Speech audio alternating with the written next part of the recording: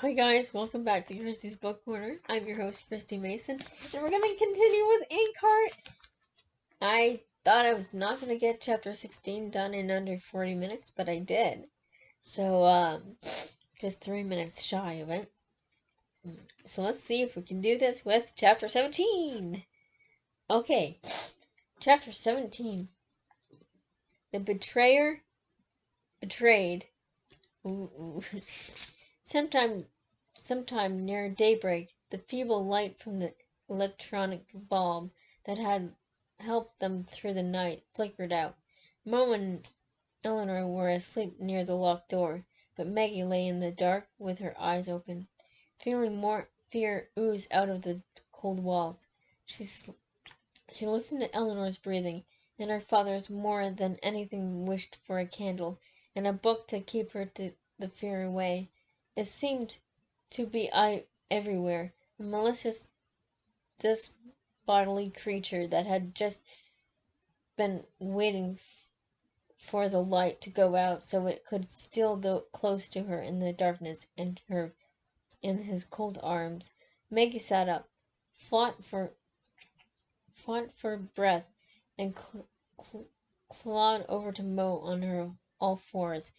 She curled up in a ball beside him, like way she used to when she was little, and waited for the light of dawn to come in her under the door. With the light came two of Capricorn's men. Mo had only just sat up wearily, and Eleanor was rubbing her aching back, and muttered crossly when they heard the footsteps. They weren't Basta's footsteps. One of the two men, a great tall beanpole, looked as if a giant had pressed his face flat with his thumb. The other one was small and thin, with a goatee beard on his receding chin. He kept fiddling with his shotgun and glowers unpleasantly at the three of them as if he felt like shooting them on the spot. Come on, then, get a move on, he snapped as they stumbled out into the bright light of day. Blinking, Maggie turned to remember whether his voice was on those she had heard in Eleanor's library, but she wasn't sure. Capricorn had many men. It was a fine warm morning. The sky arched blue and cloudless above Capricorn's village, and a couple of finches were twittering in rose bushes, growing wild among the old houses, as if there were no danger in the world but a hungry cat or two. Mo took Maggie's arm as they stepped outside. Eleanor had to get her shoes on first, and when the man with the goatee tried hauling her roughly out because she didn't move fast enough for him, she put his hand away and fired a volley of bad language at him. That simply made the two men laugh. Whereupon Eleanor tightened her lips and confined herself to a hostile glance. Capricorn's men were in a hurry. They led Mo, Maggie, and Eleanor back to the way Basta had brought them the night before. The flat-faced man went ahead of them, and the man with the goatee brought up the rear, shotgun at the ready. He dragged one leg as he walked, but nothing less. He kept urging them on, as if to prove he could move faster than they could, even though he limped. Even by day, Capricorn's village appeared curiously deserted, and not just because of the many empty houses, but looked even more dismal in the sunlight. There was hardly anyone to be seen in the narrow alleys, or at least a few of the black jackets, as Maggie had secretly abducted them, with skinny boys following them like puppies. Maggie only twice saw a woman passing in a hurry.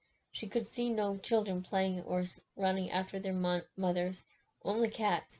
Black, white, ginger, tortoiseshell, tabby cats, lying in the warm sun on the top of walls, and doorways on lintels. It was deathly quiet among the houses of Capricorn's village, and everything that went on seemed to be done in secret.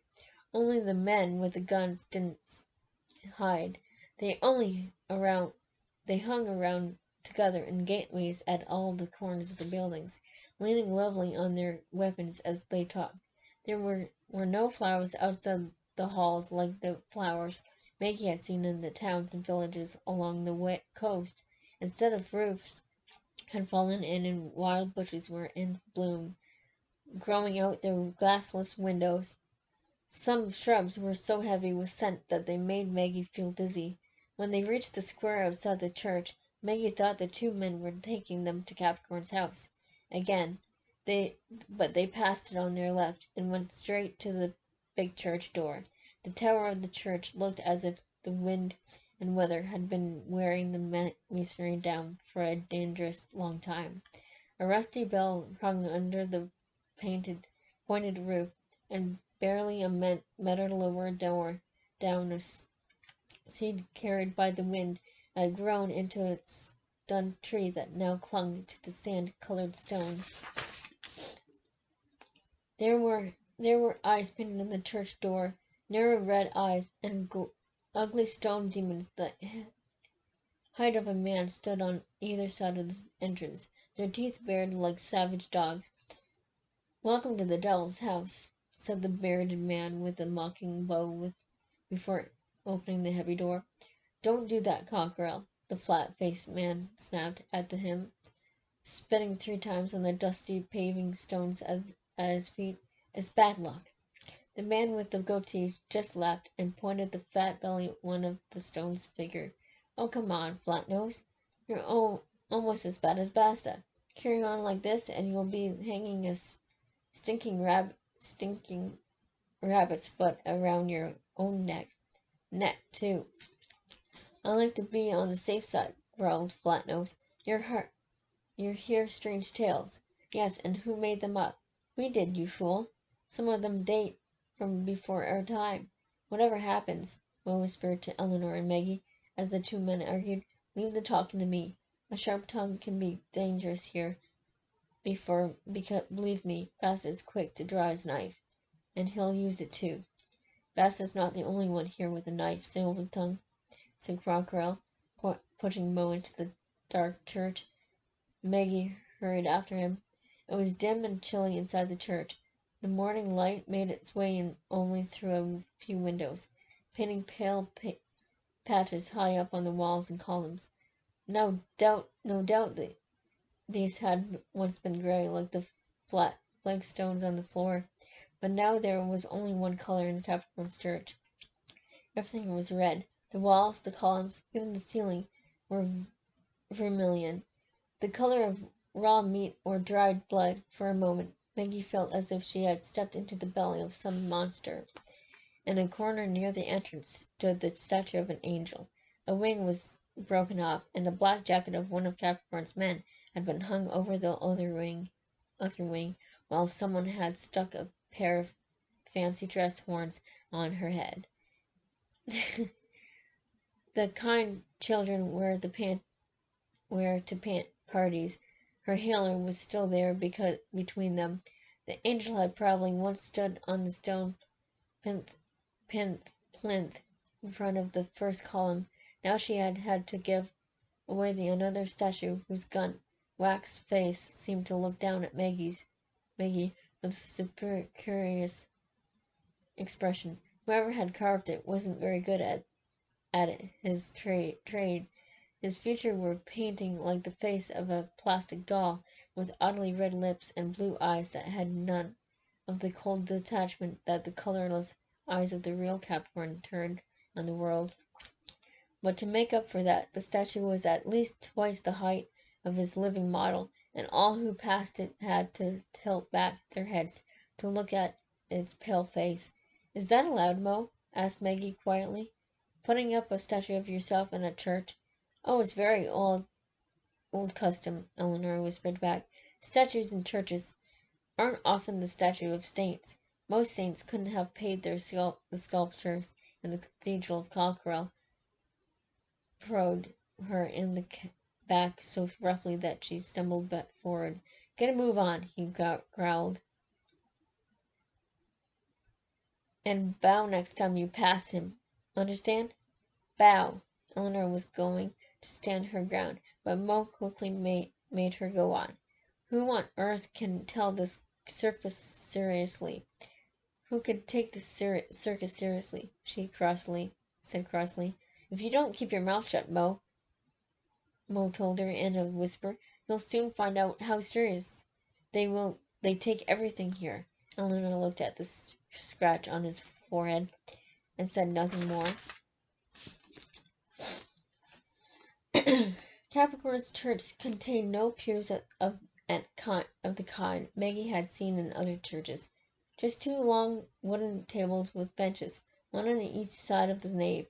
There were dirty plates on them, coffee-stained mugs, wooden boards where cheese wraiths lay, knives, sausages, empty breads, baskets. Several women were busy clearing all this away.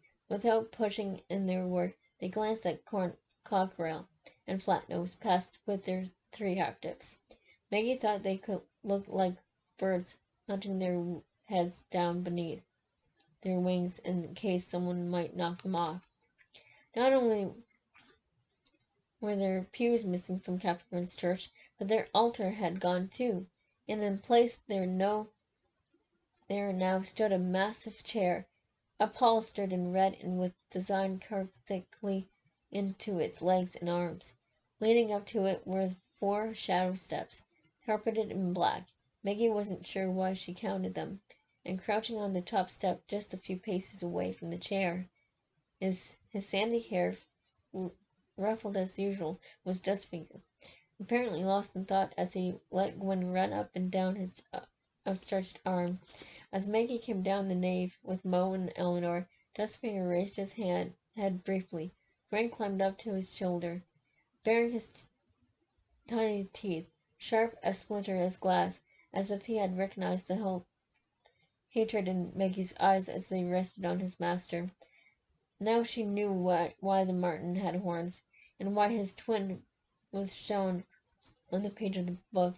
She understood it all. Why Dustfinger thought the world was too fast and too noisy. Why he didn't understand cars and often looked as if he were somewhere else entirely. But she felt none of the sympathy Mo had shown for him. His scarred face only reminded her of the lies he had told her to lure her out to him, like the Pied Piper in the story. He had played her as he played with fire, with his brightly colored juggling balls. "Come along, Maggie, this way, Maggie, trust me, Maggie." She felt the running up the steps and striking his lying mouth. Dustfinger must have guessed her thoughts and was avoiding her eyes, not looking at Mo and Eleanor either. He put a hand in his pants pocket and brought out a match, as if unconsciously of what he was doing. He took out a match, lit it, and gazed at the flame, lost in thought as he passed a finger through it almost carelessly until it signed his fingertips. Maggie looked away. She didn't want to see him. She wanted to forget he was there. To her left, at the foot of the steps, stood 2 drum-shaped iron braziers, rusty brown, with wood heaped up in them, pale fresh-cut firewood, one upon log. Maggie was just wondering what the wood was for when more steps echoed through the church. Bastard was walking down the nave with a gas can in his hand. Reluctantly, Cockerel and Flatnose gave way as he pushed past them. "Ah, so Dustfinger's playing with his best friend again," he sneered as he climbed the shallow steps. Dustfinger lowered the can't wait to see the funny line again. And as he climbed the shallow steps, Dustfinger lowered the matchstick and straightened up. "How, here you are. said Basta, putting the gas can down at his feet. Another toy for you. Light us a fire. That's what you like best. Dustfinger threw away the spent match and lit another. So how about you? He asked quietly, raising the burning match to Basta's face. Still afraid of fire, are you? Basta knocked the match out of his hand. Oh, you shouldn't do that, said Dustfinger. It means bad luck. You know how quickly fire takes offense. For a moment, Maggie thought Basta was going to hit him.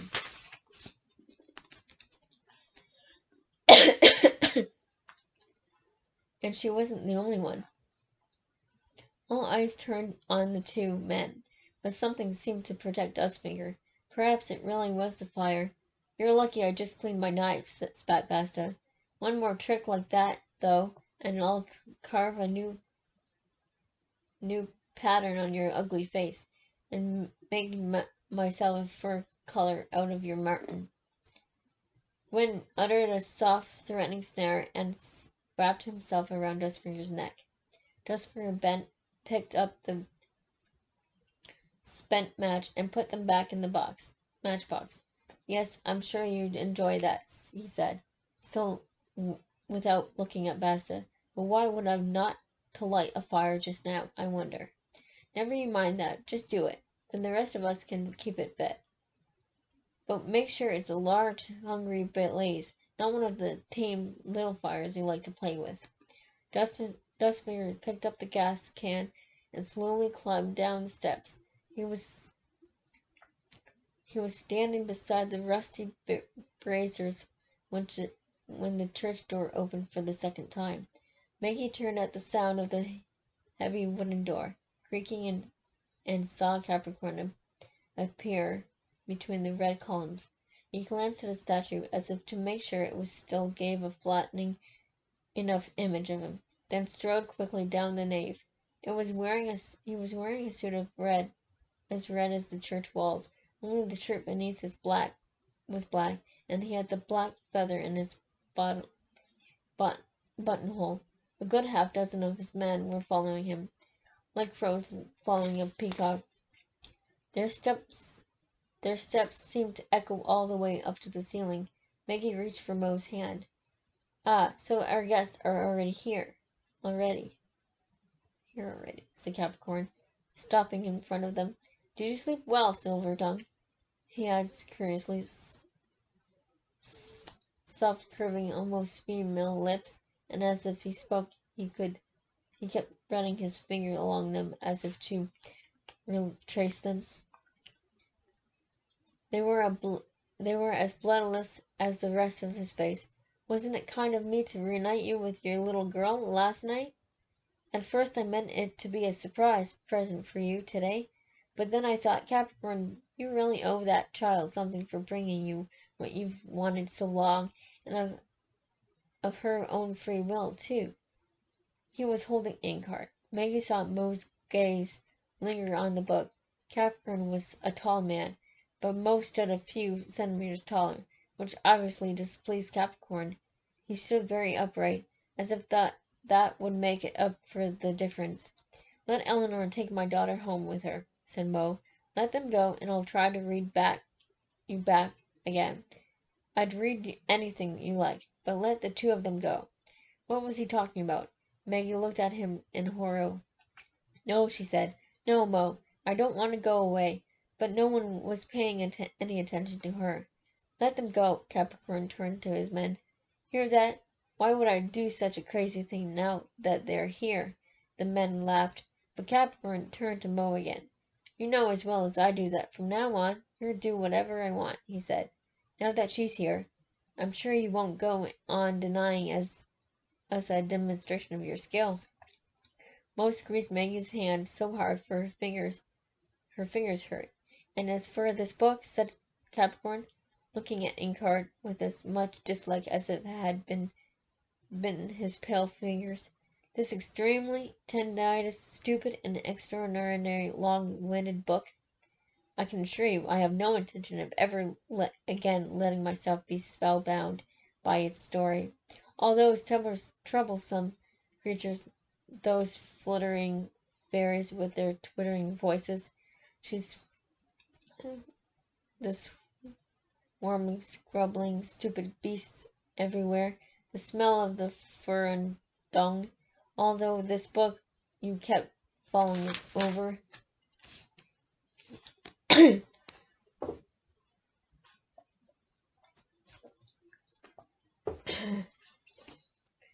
Bang-legged goblin in the marketplace, and when you went hunting the giants, scared the game away with their huge feet. Talking trees, whispering pools. Was there anything in that world that didn't have the power of speech? And then those endless muddy roads to the nearest town. If it could be called a town, a pack of well-born, finely dressed princes in their castles. Those stinking peasants, so poor there was nothing to be done getting out of them, and the vagabonds and beggars with vermin dropping from their hair. Oh, how sick I was of them all. Capricorn made a sign, and one of his men brought it in a large cardboard box. You could see from the way he carried it that it was very heavy. The man put it down on the grey flagstone in front of Capricorn with a sigh of relief. Capricorn handed Cockerel, who was standing beside him, the book that Mo had kept from him for so long, and opened the box. It was full to the brim with books. "It's been a great deal of trouble finding them all," said Capricorn, as he reached into the box and took out 2 books. "They may look different, but the contents are the same." The fact that the story has been printed in several languages made the search even more difficult. A particularly useful feature of this world, of those different languages. It was simpler in our own world, wasn't it, Dustfinger? Dustfinger made no answer. He stood there holding the gas can and staring at the box. Capricorn stood over to him and threw the book into one of the braziers. "What are you doing?" Dustfinger tried to snatch them out, but Dustfinger pushed him away. "Those stay here where they are," he growled. Dustfinger stepped back, holding the can behind his back. But Basta grabbed it from his hands. "Why, it looks as if your fire eater would rather let someone else light the fire today," he mocked. Dustfinger cast him a glance full of hatred. Face rigid, he watched Capricorn's men throw more and more books into the brazier. In the end there were more than 24 copies of Inkheart on the piles of firewood. Their pages crumbled, their bindings wrenched apart like broken wings. "You know what always got me down back in our old world, Dustfinger?" asked Capricorn, as he took the gas can from Basta's hand. "The difficulty of lighting a fire. It wasn't any problem for you, of course. You could even talk to fire. Very likely one of those grunting goblins taught you how, but it was a tedious business for the rest of us. The world was always damp, or the wind blew down the chimney. I know you for the long for the good old days. You miss all your chirping, fluttery friends, but I don't shed a tear for any of that. This world is far better equipped than the one we had to be content with for many long years." Dustfinger did not seem to hear a word of what Capricorn was saying. He just stared at the gasoline and smelled its fumes as was poured over the books. The pages sucked it up as greedily as if they were welcoming their own end. "Where did they all come from?" he stammered. "You always told me there was just 1 copy left, civil tongue." Yes, I told you all kinds of things." Capricorn put his hand in his pant pocket. "You're such a gullible fellow, Dustfinger.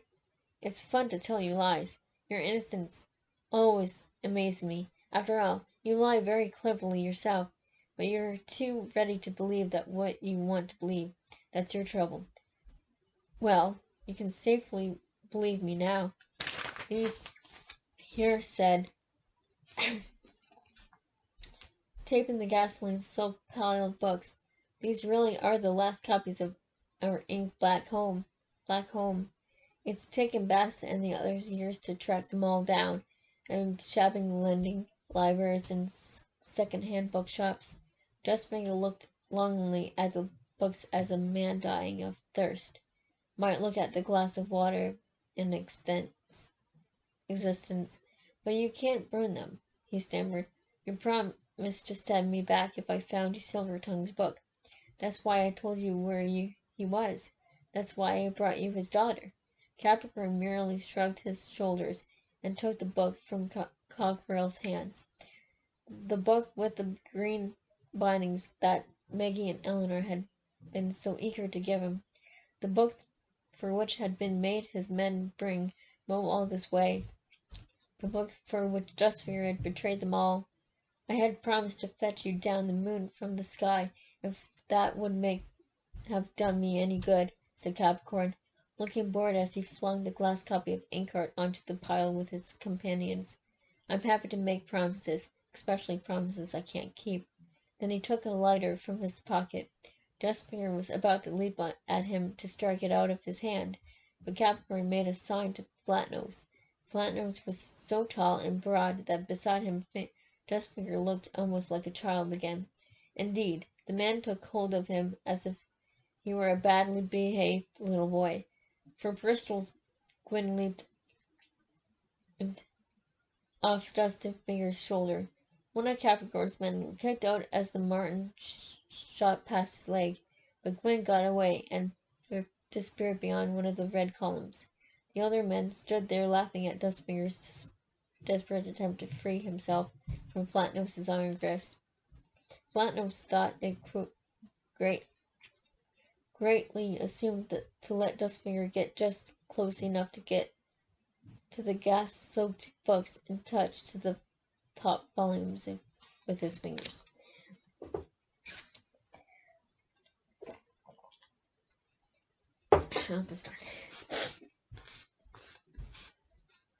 Such malice made Maggie felt quite ill. Mo took a steep step forward as if to go to Dustfinger's aid, but Basta barred his way, a knife in his hand. Its blade, narrowed and shiny, looked terribly sharp held against Mo's throat. Eleanor screamed and directed a torrent of curses at Basta that Maggie had never even heard before, but she herself could not move. She stood there, in numb and silent terror, staring at the blade against Mo's bare throat. Let me have one of them, Capricorn, just one, Mo cried, and only then did Maggie realize that he had not been going to help Dustfinger, but was thinking of the book. I promised never to read aloud a line of it that mentions your name. You are mad. You're the last man I've given one to, replied Capricorn. One day you might be unable to control your tongue after all, and I'd land back in that ridiculous story again. No, thank you very much. Nonsense, cried Mo. I couldn't read you back into the book even if I wanted to. How often do I have to tell you that? Asked Dustfinger. I've explained to him 1,000 times. I myself don't understand how, when these things happen. For heaven's sakes, believe me. With a chilling smirk, Capricorn answered merrily with a smile. I'm sorry, Silvertongue, but the fact is I don't believe you any more. You ought to know that by now. We're all liars when it serves our purpose. And with those words he flicked the lighter and held its flame to one of the books. The gasoline had made the pages almost transparent, like parchment, and they flared up at once. Even the stout cloth bindings caught light immediately, the linen turning black as the flames licked around it. When the third book caught fire, Dustfinger kicked Flatnose's kneecap so hard the man screamed with pain and let go of him, nimble as his marten. Dustfinger wriggled out of his nose. powerful arms and stumbled toward the braziers. Without hesitating, he reached into the flames. The book he plucked out was already burnt like a torch. Dustfinger dropped it on the flat-nosed floor and reached into the fire again with his other hand this time, but the same time Flatnose had already grasped him by the collar and was shaking him so roughly that Dustfinger was gasping for air. "Look at the lunatic," sneered Basta as Dustfinger stared at his hands, his face distorted with pain. "Can anyone explain what he wants so much? Maybe those ugly goblin girls who thought him so wonderfully when he juggled in this marketplace, or the filthy hovels where he lived with other vagabonds. They smell even worse than the backpack he carries that stinky Martin around in." Capricorn's men left as the books slowly crumbled into ashes.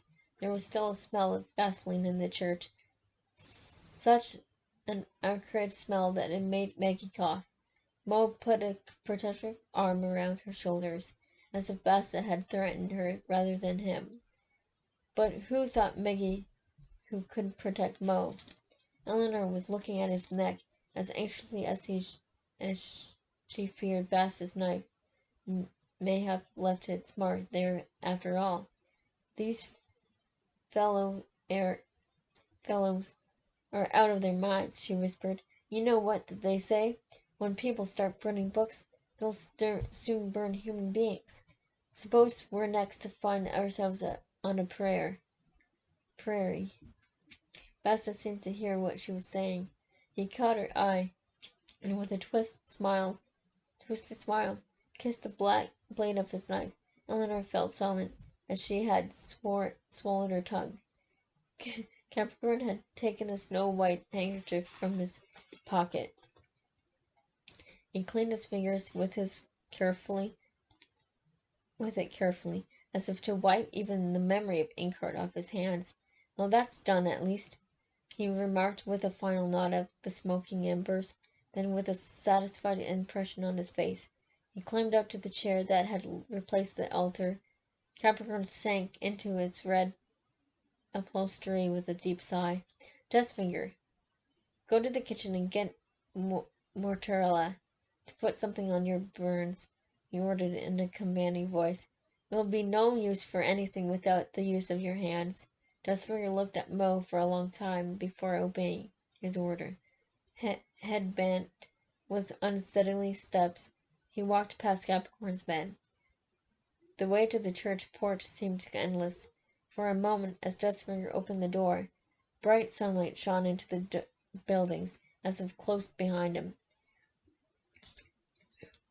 Maggie, Mo, and Eleanor were left with Capricorn and his men, and the reek of gas and burnt paper. "And now this comes to you, Silvertongue," said Capricorn, stretching his legs. He was wearing black boots, examining the gleaming leather with satisfaction, removing a scrap of charred paper from the toe of one boot. "Until now, I, Basta, and the unfortunate Dustfinger are the only evidence that you can conjure up extraordinary magic out of little black letters. You yourself don't seem to trust your gift. If we are to believe you, which, as I was saying just now, I don't. On the contrary, I think you are a master of your craft, and I can scarcely wait for you to give us another taste of your skill at long last. Cockerel," his voice sounded irritated, "where is the reader? Didn't I tell you to bring him?" Cockerel stroked his beard nervously. "He was still busy choosing books," he stammered. "I'll get him right away," and with a hasty bow he limped off.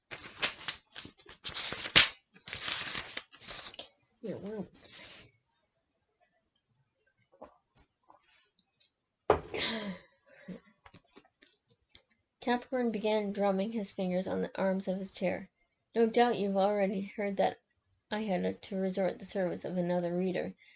while you were hiding from me so successfully, he said to Mo. I found him by chance 5 years ago, but he's useless. You only have to look at Flatnose's face. Flatnose lowered his head embarrassed when all his eyes turned on him. And Cockerel owes him his limp too. As far as the girls he read out of his book for me, you should have seen them. I'd given a man nightmare just to see their faces. Finally, I'd him read to me only what I felt like amusing myself with his monsters, and I actually found my men in this world of yours just by recruiting them when they were still young. There's a lonely boy who likes to play with fire in almost every village. Smiling, he inspected his fingernails like a satisfied cat examining his claws. I've told the reader to find the right books for you. At least the poor fellow does not its fool doesn't know his way around books. He lives in them, like one of those pale worms that feed on paper. And just when I am, I suppose, to read out his books for you. Mo's voice sounded better. A few monsters, a couple of human horrors to suit the present company. He nodded in Basset's direction. For heaven's sakes, Mortimer, don't put ideas into their heads, whispered Eleanor with a nervous glance at Capricorn. But Capricorn merely flicked some ash off his pants and smiled. No, thank you, Silvertongue, he said. I have enough men, and as if for the monsters, well, perhaps we'll get around to them later. For the time being, we're doing very well with Basset's trained dogs and the local snakes. They make excellent and deadly presents. No, Silvertongue, all I want today as a test of your skill is gold. I have such an appetite for money. My men do their best to squeeze all that can be squeezed out of this part of the country. At these words from Capricorn, Bastet lovingly stroked his knife. But it's never enough for all the wonderful things that can be bought in this infinite wild world of yours. A world of so many pages, Silvertongue, so many pages. And I want to write my name on every one of them. And what kind of letters? Inquired Mo. Is Bastet going to scratch them into the paper with his knife? Oh, Bastet can't write, replied Capricorn calmly. None of my men can either read or write. I've forbidden them to learn, but I got one of my maidservants to teach me how to read, and when there's something to be written, the reader does it. So, you see, my dear Silvertongue, I can make my mark on your world. The church door opened as if Cockerel had just been waiting for this cue. The man he ushered in and had his head hunched between his shoulders, and looked neither right nor left as he followed Cockerel. He was small and thin and couldn't be any older than Mo, but his back was bent like an old man's, and his arms and legs moved awkwardly, as if he didn't quite know what to do with them. He kept nervously adjusting his glasses. The frame was held together over the bridge as nose with sticky tape, as if it had often been broken.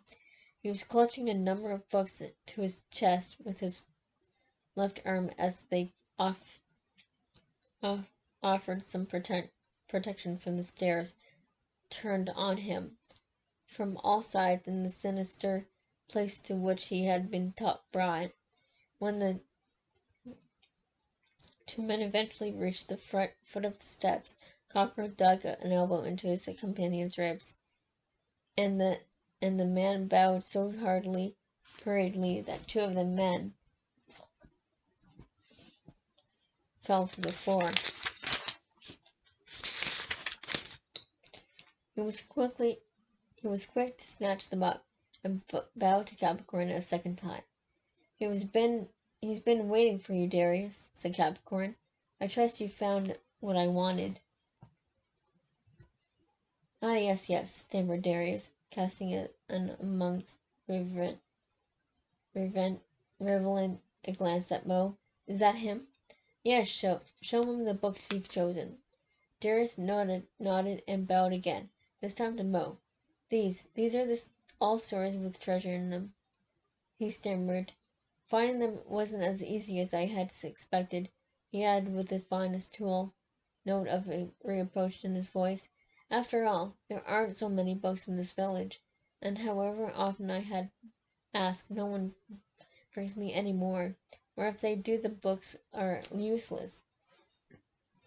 But never mind that. Here they are. I think you'll be happy with my choices anyway. He knelt down on the floor in front of Mo and began setting up the books side by side, so Mo could read the titles. The very first one alarmed Maggie. Treasure Island. She looked uneasily at Mo. Not the one, she thought, not the book. But Mo had already picked up another book, Tales from the Thousands and One Nights. I think this will do, he said. There's sure to be plenty of odd and gold in these stories, but I am warning you again, I don't know what will happen, because if it never does happen when I want it to, I know you all think I'm a magician, but I'm not. The magic comes out of the books themselves, and I have no more idea than you or any of your men how it works. Capricorn leaned back in his chair, looking expressionlessly at Mo. How many more times are you going to tell me that, Silvertongue? He asked in broad tones. You can say so as often as you like, but I don't believe it. In the world on which we've finally slammed the door today, I frequently mingled with magicians, wizards, and witches, and I've very often had to deal with their absentaneous. I know that Baston has given you a graphic account of why we used to break their will, but in your case, you know that your daughter is here as our guest. I'm sure such painful methods will not be necessary. With these words, Capricorn looked pointedly at Basta. Mo tried to hold on to Maggie, but Basta moved faster, pulling her toward him. He quickly put an arm around her neck and held her in a headlock. From now on, Silvertongue, continued Capricorn, his voice still sounding as indifferent as if he were talking about the weather. From now on, Basta will be your daughter's personal shadow. This will prevent her from reliable protection from snakes and fierce dogs, but not, of course, from Basta himself, who will be kind to her only as long as I say so, and that in turn will depend on whether I am pleased with your services. Have I made myself clear? Mo looked first at him, then at Maggie. She did her best to look afraid, so that he wouldn't think there was no need to worry about her. After all, she had always been a better liar than he was, but this time he saw through the lie. He knew her fear was as great as the fear she saw in his own eyes. Perhaps all this is just a story too, thought Maggie, desperately, and any moment someone will close the book because it's so hard and horrible and scary, and Mo and I will be back at home, and I'll make him a coffee.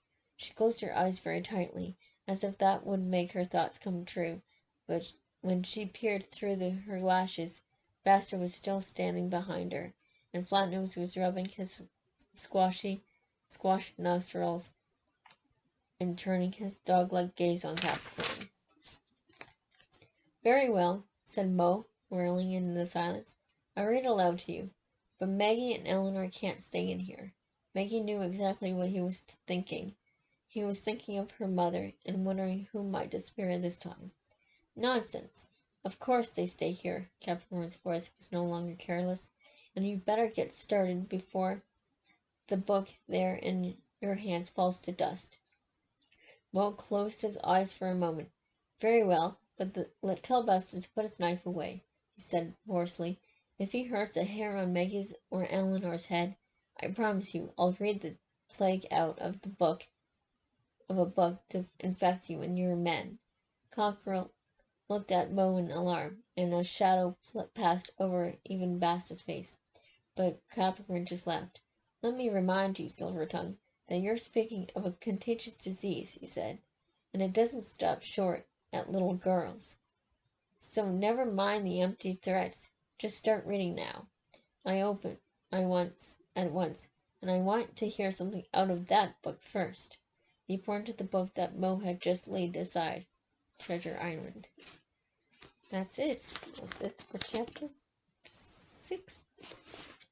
17. Thank you so much for watching, and please subscribe, comment, and like. If you have subscribed, please hit the notification bell to be notified when I upload another video. And don't forget to dare to dream. Bye, guys.